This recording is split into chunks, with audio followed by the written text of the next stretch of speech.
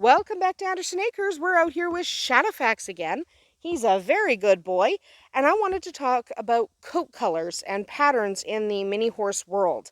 Now, this is going to be several videos actually because it's quite complicated. It's complicated enough when you're talking about a standard horse breed. So you talk about Arabians and what colors are allowed for them and the genetics involved and blah, blah, blah.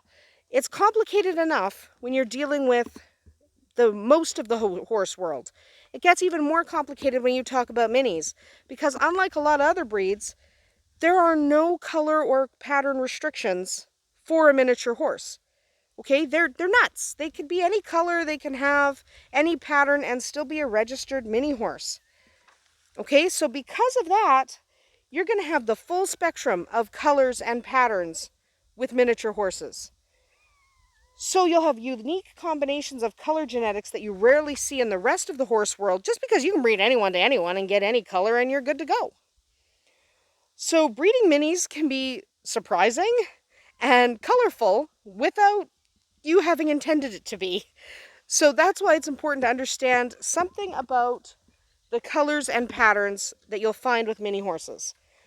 So today I just wanted to talk mainly about color testing. And what do you want, baby Bowser? What do you want? You keep meowing. What do you want? She's just bored. Anyway, so I wanted to talk about color testing. And the reason I want to talk about color testing is you really should consider it. Okay? And I'm going to link this directly to Shadowfax in a minute. So colors are fun, but they're tricky if you're new to horses or you're not used to studying the colors that horses express. Colors expressed by mini horses can confuse even people who know about horse colors in standard horses, just because of the way mini horses are crazy bred. They're like, I'll just breed whatever color I want. Yes, you can. Because they're not restricted in any way, unlike a lot of other breeds. So the colors will surprise even people who breed larger horses. So it might be helpful to actually know the color genetics of your horse. Shadowfax here, just so that you know his color genetics, is a Palomino Pinto.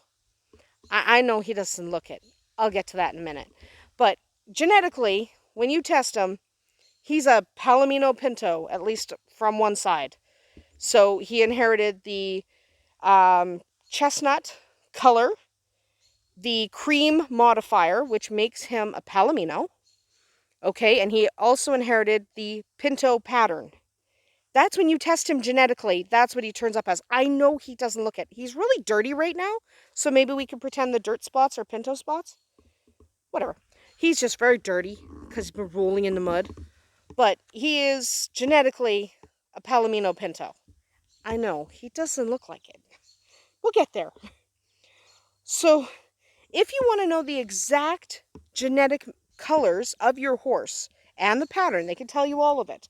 You can actually take a DNA sample using their hair and send it to labs, because there are many labs that exist around the world that can genetically test your mini and tell you exactly what color he is.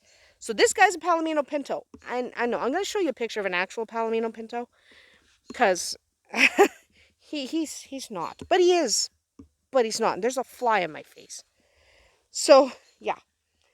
So you can choose when you're getting them tested to either do a complete color panel, which I recommend, or select the genes you're actually looking for. So I recommend doing the full color panel. It's not that much more money. The costs tend to be pretty reasonable. And seriously, you want to do the full color panel just because there might be something hiding that you don't know about. So this can be helpful if you're breeding for color, or if you're standing a stallion at stud. So you have a stallion that you stud out to other mini breeders around the country or just even in your area. But if you're standing a stallion at stud, you want to make sure that the owners of the mare you're breeding them to know what the genetic background of your pony is. Okay? They want to know so that they can match that up to the mare they want to breed your stallion with, and they can understand what they might get out of that group. So it is helpful, okay? So for example, if you have a stallion that has 2 copies of the Tobiano gene, so it's a homozygous Tobiano, you're guaranteed a pinto pattern. Okay? So if somebody wants a pinto pattern and you have a stallion that has 2 copies of that gene, they might really want your stallion because he's guaranteed to throw that because he's got 2 of them.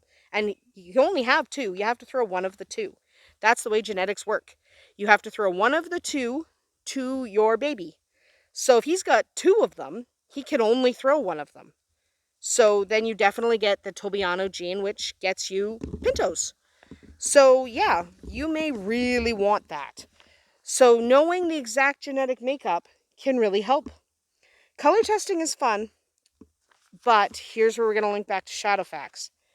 It's also really important if you suspect your breeding stock might carry the lethal white overo, the LWO gene, often known as just the lethal white.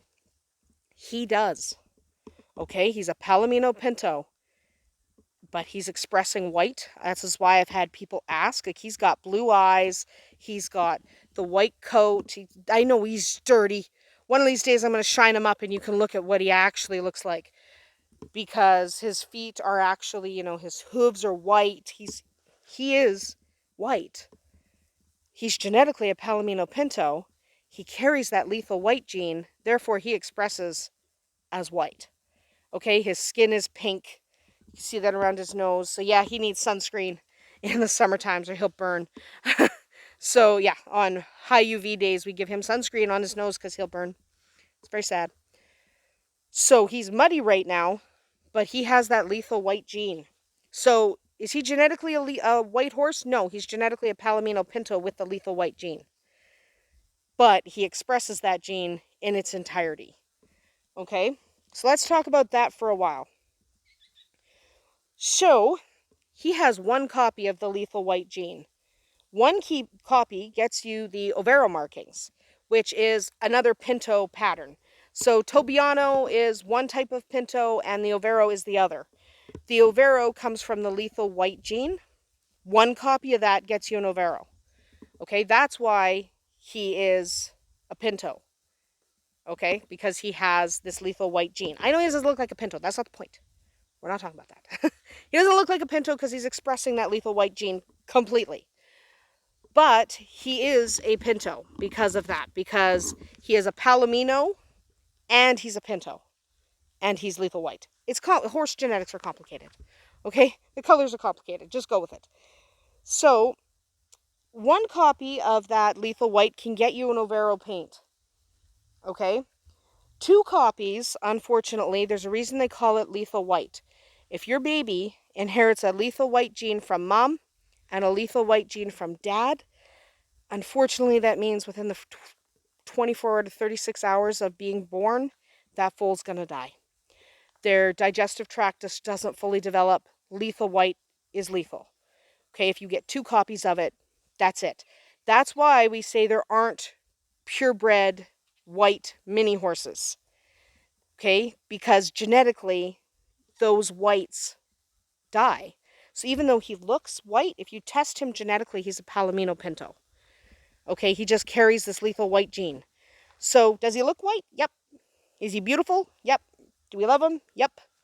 But that lethal white gene is actually the reason the original breeder who had him, and he had 2 owners after the original breeder, but the original breeder who had him gelded him and sold him. Geld and sell, because they have a lot of mares in their herd that have the lethal white, and so they didn't want to keep him and breed a lethal white stallion to a lethal white mare because there's a 25% chance that baby's going to die. And it's not worth the risk for most ethical breeders. Okay? I'm not saying there are not people out there who do it even though they know they're going to lose 25% of the foals. I'm not saying there are people who do not do it, but the majority of breeders do not. It's not worth the loss. It's just not. So, LWO, or lethal white positive horses, can only be crossed, or should only be crossed, with horses who test lethal white negative. So if you're going to breed a lethal white horse or a horse that carries that lethal white gene, every horse you breed him to needs to be tested. So if you've got a stallion that carries lethal white, you need to test every single mare you're going to breed him to, because if you breed them to a lethal white mare, you got a good chance that that baby's going to die. It's horrible. So now Shadowfax is expressing that lethal white gene. That does not mean that a horse that has that lethal white will express it. So it could be minimally expressed, as in a white splotch on the face, small white splotch, or with blue eyes, but it might not be expressed at all. Or it might be expressed so minimally that you can't find it. You know, it could be just a few hairs. So it is a good idea if you're going to be breeding and you don't know the genetic makeup. He's being bothered by flies, so I'm going to go get the fly spray in a minute. But it's a good idea to test horses before you breed them, just because you don't want to be in a position where you breed a lethal white by accident. So it can be minimally expressed to the point where you can't find it. So that's great, but test your ponies before you breed them. This is why we like testing ponies before we breed them, just because of that. So I do recommend that you do get that testing done, the DNA testing. It's usually done with just a few hairs. You just pull them out from the base so that you have the follicle attached. It's usually very quick. Most labs have a pretty quick turnaround time. It doesn't take much because all they're doing is looking for the color markers. So I recommend people do it. Find a lab. We are going to come back in the next horse video and start talking about other things other than lethal white, but that's why I recommend color testing your ponies, especially if you're going to breed them. So get those color testings done for your miniature horses if you're intending to breed. If you're not, it might just be fun to know anyway. It's fun to know that he is a Palomino Pinto under all this white, because it's adorable. That's about it for us here at Andersen Acres. We'll see you tomorrow.